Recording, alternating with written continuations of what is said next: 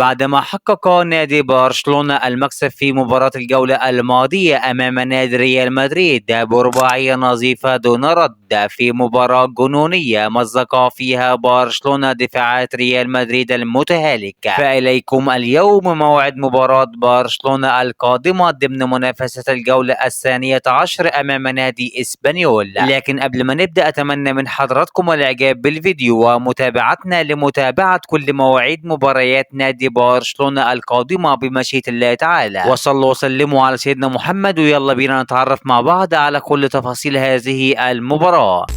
يدخل نادي برشلونة مباراة الجولة القادمة أمام نادي إسبانيول وهو متصدرا لترتيب جدول الدور الأسباني برصيد 30 نقطة، وذلك بعدما حقق المكسب في 10 مباريات وتلقى الهزيمة في مباراة واحدة.